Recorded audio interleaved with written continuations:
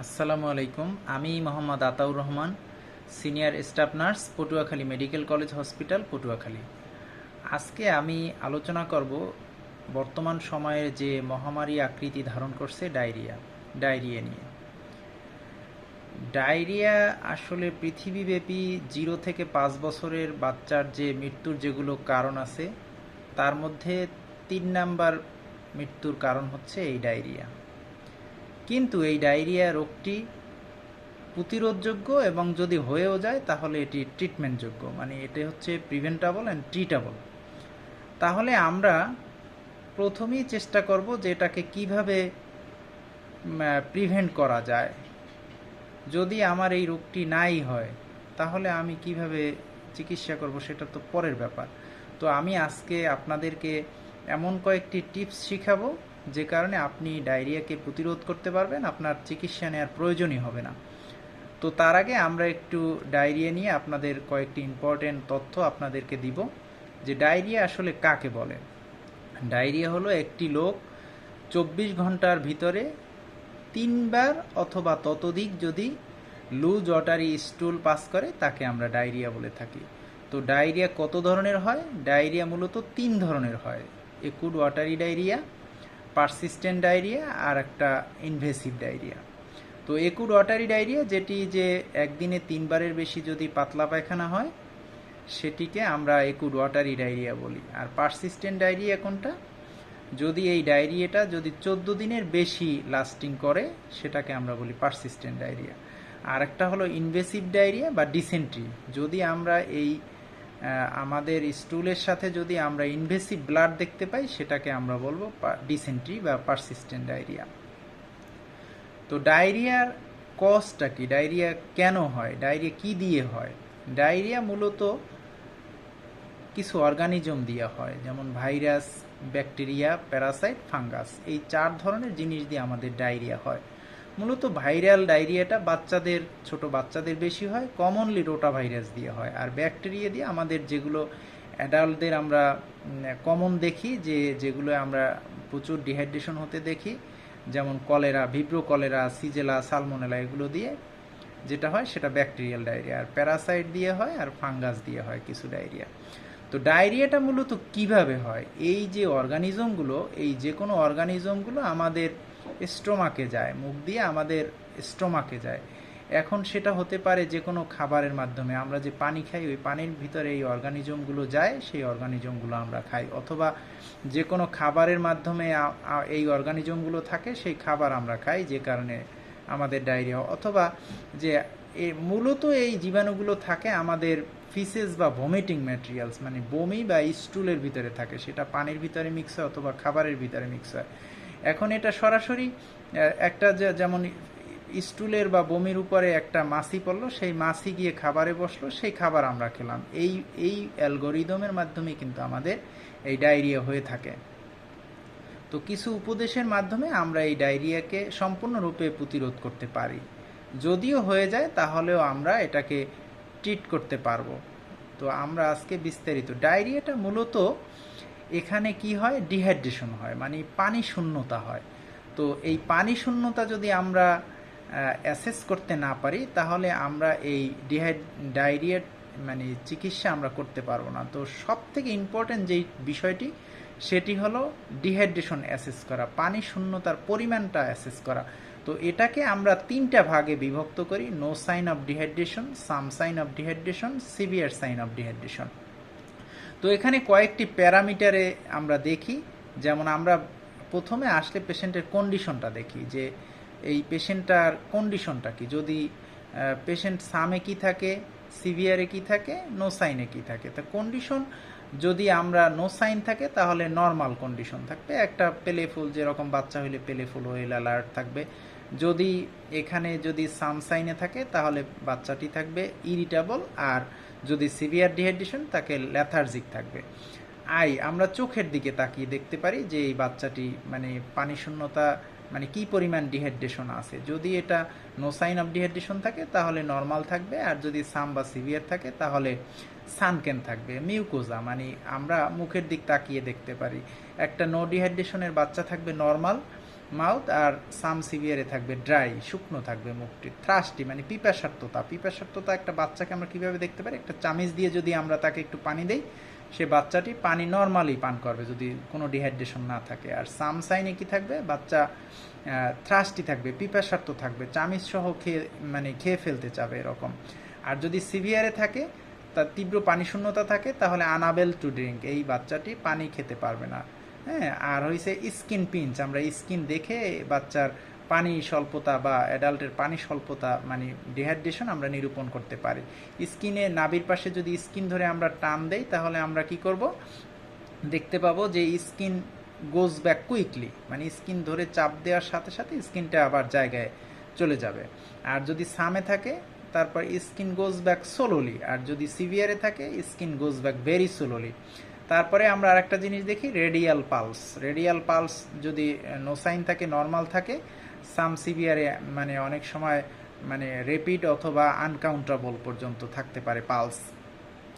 তো এই কয়েকটি প্যারামিটারে আমরা ডিহাইড্রেশন অ্যাসেস করতে পারি, general condition, eye, mucosa, thirsty, skin pinch আর রেডিয়াল পালস। এই কয়েকটা জিনিস দেখে আমরা নো সাইন, সাম সাইন এবং সিভিয়ার সাইন আমরা মানে বের করতে পারি। তো এক্ষেত্রে এই যেইগুলো প্যারামিটার আছে, এর মধ্যে যে কোনো দুটি প্যারামিটার যদি আমরা প্রেজেন্ট পাই, তাহলে আমরা সেইটাকে আমরা সেই ধরনের ডিহাইড্রেশন বলবো। তো ডিহাইড্রেশনে মূলত আমাদের কি হয়, পানি লস হয়। পানি লস হয় নো সাইনে আমাদের 5%-এর নিচে পানি আমাদের লস হয়। আর সাম সাইনে আমাদের 5 থেকে 9% পানি আমাদের লস হয়। আর সিভিয়ার ডিহাইড্রেশনে আমাদের বডি যে ওয়েট, এই বডি ওয়েটের 10%-এর উপরে আমাদের পানি লস হয়।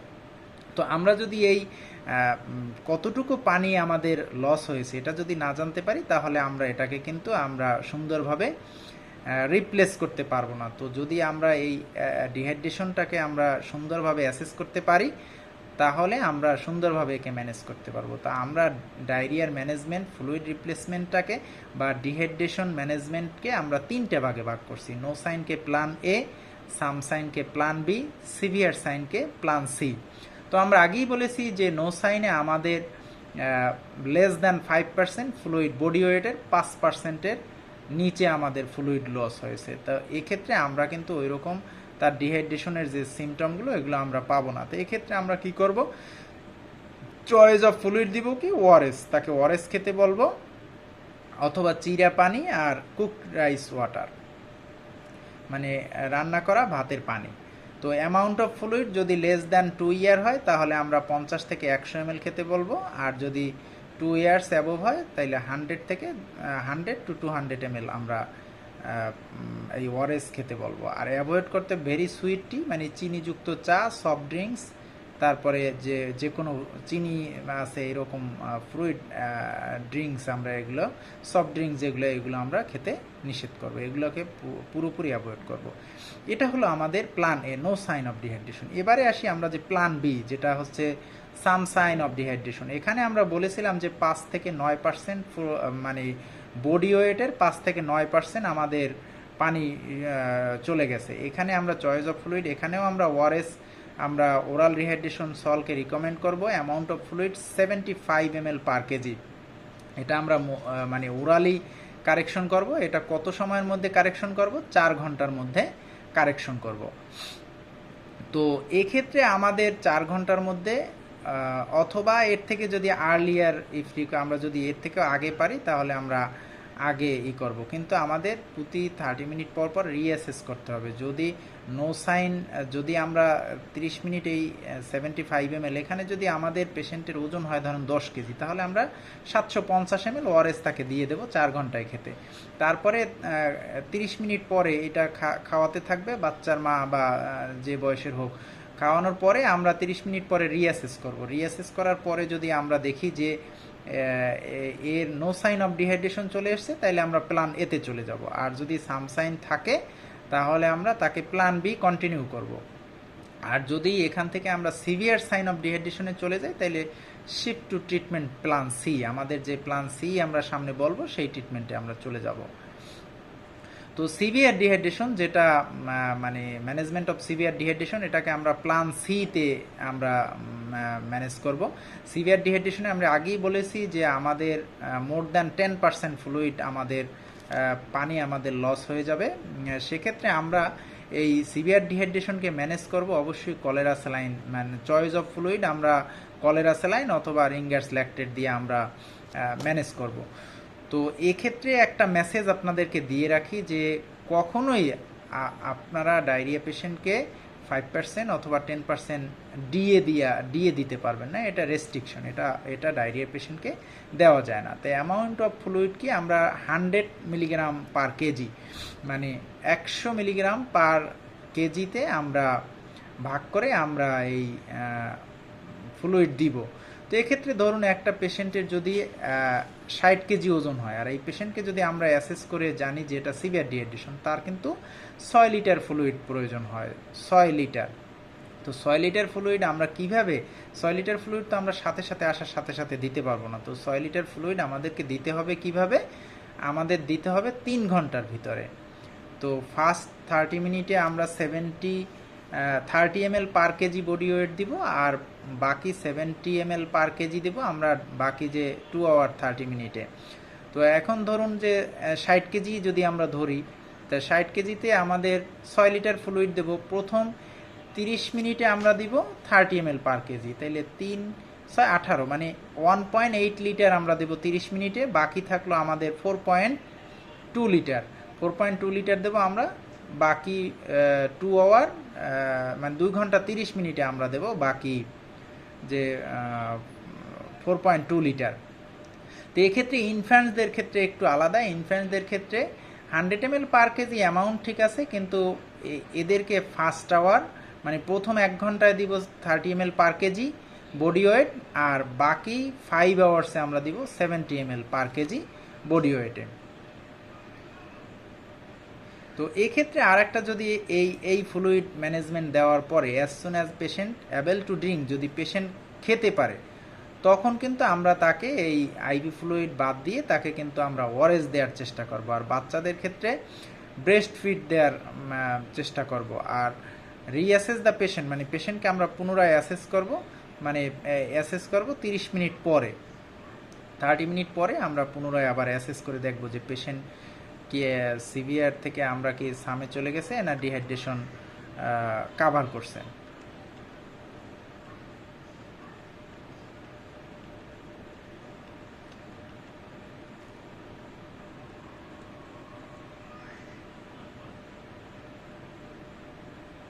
তো একটা কমন বিষয় যে অ্যান্টিবায়োটিক ইউজ ইন ডায়রিয়ার পেশেন্টকে অ্যান্টিবায়োটিক, মানে অ্যান্টিবায়োটিক কি দিব না, বিভিন্ন রকমের মতামত আছে।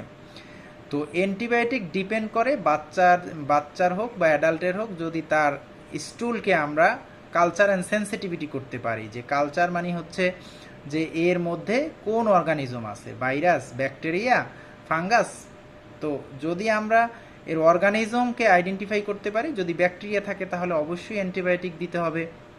আর সেন্সিটিভিটি টেস্ট মানে হচ্ছে আপনার কোন অ্যান্টিবায়োটিকটা আপনার এই অর্গানিজমের বিরুদ্ধে সুন্দরভাবে কাজ করবে, সেটা আমরা দেখে তারপরে অ্যান্টিবায়োটিক ইউজ করব।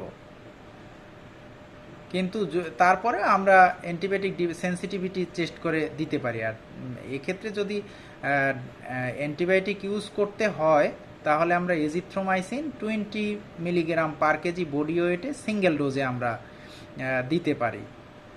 আর অবশ্যই জিঙ্ক ট্যাবলেট দিতে হবে 20 মিলিগ্রাম ফর 10 কনজিকিউটিভ ডে, মানে 10 দিন আমরা 20 মিলিগ্রাম করে জিঙ্ক, বেবি জিঙ্ক নামে যে ট্যাবলেট পাওয়া যায়, এটা খুবই ইম্পর্টেন্ট, এটা অবশ্যই দিতে হবে যদি 6 মান্থ থেকে 5 বছরের মধ্যে এই বাচ্চার ওজন হয়। আর যদি 6 মান্থের কম হয় তাহলে 10 মিলিগ্রাম পার ডেলি, 10 মিলিগ্রাম করে আমরা মানে 2 মাস থেকে 5 মাস বয়স পর্যন্ত আমরা 10 মিলিগ্রাম দেবো। আর যদি 6 মাস থেকে 5 বছর হয় তাহলে 20 মিলিগ্রাম করে আমরা প্রতিদিন 10 কনজিকিউটিভ ডে পর্যন্ত আমরা এই জিঙ্কটা দিব।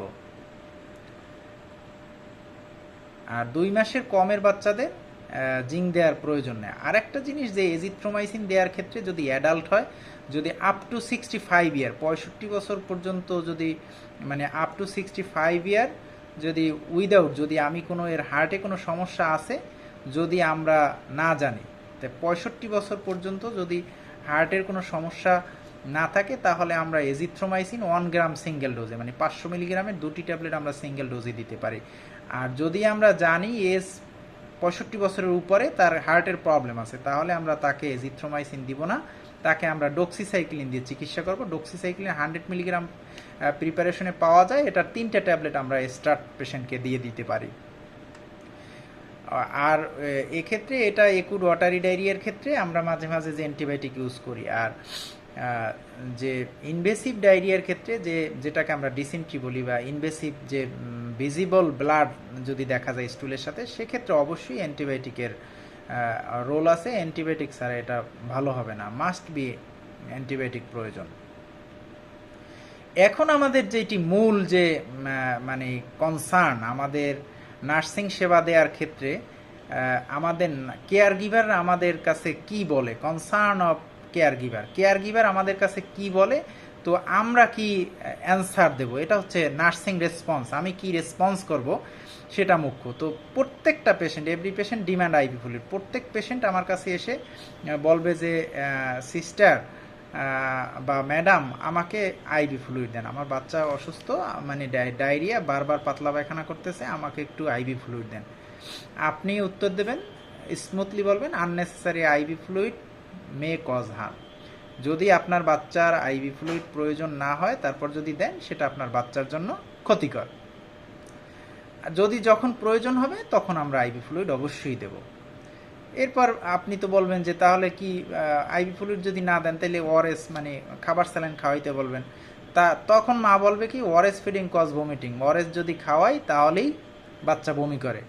আপনি তাকে বলবেন ডু নট ট্রাশ, আপনি ভয় পাবেন না, এটা কোনো মানে বমি করে এটা কোনো সমস্যা না, ডায়রিয়া থাকতেই পারে, কিন্তু আপনি কি করবেন, বারবার এই ওআরএসটা দিবেন, কিন্তু এই দেয়ার মাঝখানে 1 থেকে 2 মিনিট এভরি ফিডের ক্ষেত্রে আপনি 1 থেকে 2 মিনিট অপেক্ষা করবেন, তাহলে বাচ্চা বমি করবে না। কিন্তু একসাথেই তো আপনি যে 4 ঘন্টায় সামের ম্যানেজমেন্ট দিয়েছেন সেটা তো আপনি 30 মিনিটে খাওয়াতে পারবেন না, আপনার তো অপেক্ষা করতে হবে। 1 চামচ দিলেন, 2-1 মিনিট অপেক্ষা করলেন, এইভাবে আপনার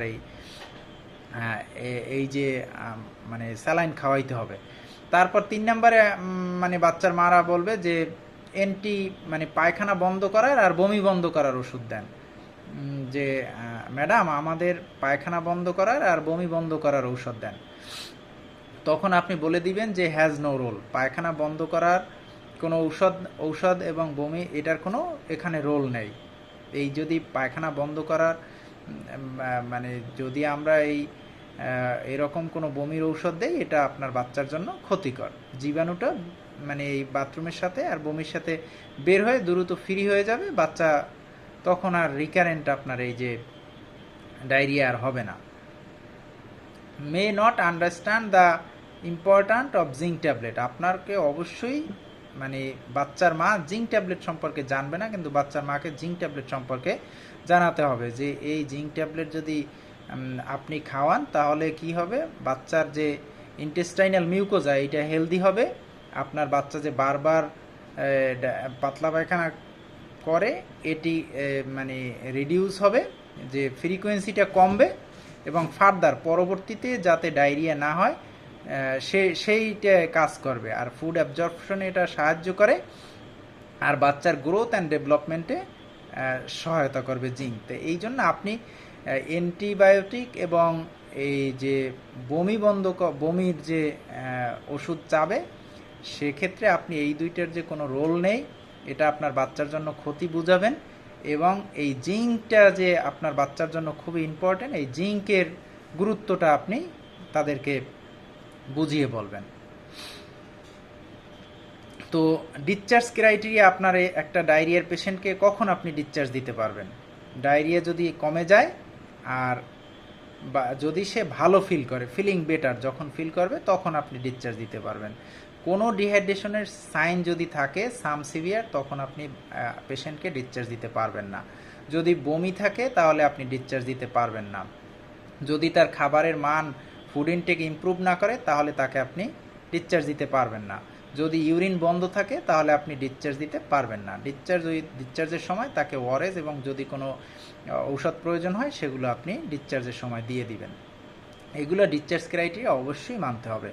আর কিছু মেসেজ, এই মেসেজগুলো ইম্পর্টেন্ট, এইগুলো যদি আপনি দিয়ে দেন তাহলে তার আর ফার্দার এই ডায়রিয়া হবে না, ডায়রিয়াকে প্রতিরোধ করতে পারবে। অ্যাক্সেস টু সেফ ড্রিঙ্ক, সে যে পানিটা খায় এই পানিটা অবশ্যই সেফ জায়গা থেকে সংগ্রহ করে খেতে হবে, মানে যেটি আমরা ডিপ টিউবওয়েল বলি বা বিভিন্ন রকমের ফিল্টার ইউজ করে আমরা যেই পানি পাই, এই জন্য সেফ ড্রিঙ্কিং করতে হবে। ইউজ টু ইমপ্রুভ স্যানিটেশনটাকে তার উন্নত মানে স্বাস্থ্যসম্মত স্যানিটেশন ব্যবস্থা করতে হবে।